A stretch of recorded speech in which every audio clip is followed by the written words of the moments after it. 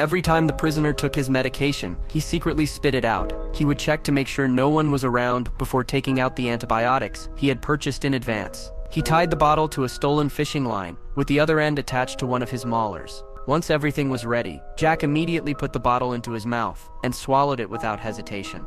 Then, he used a shoelace to tie his wrist, placed his thumb on the edge of a table, and applied force with his right foot and wrist simultaneously. His thumb dislocated instantly. It was excruciatingly painful, but Jack gritted his teeth and stayed silent. He knew this was his only chance to escape. Jack was a high-security prisoner convicted of 2 murders.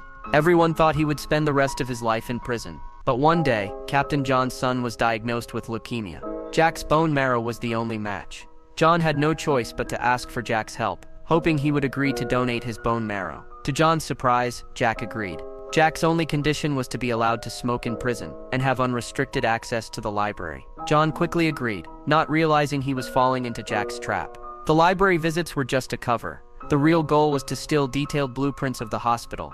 Once everything was in place, Jack was escorted to the hospital, where John's son was staying, surrounded by countless guards. Jack's hands were cuffed, making it impossible to extract bone marrow from the back. While everyone was discussing a solution, Jack quietly pushed the antibiotic bottle into his mouth. At the doctor's insistence, Jack's handcuffs were removed, and he was strapped to the bed. The doctor immediately administered an anesthetic, beginning the sedation process. No one realized Jack had already crushed the bottle and swallowed the antibiotics. But soon, the doctors noticed something unusual. All of Jack's vital signs indicated that he wasn't entering a sedated state. As they prepared to administer another dose of anesthesia, Jack had already started his escape.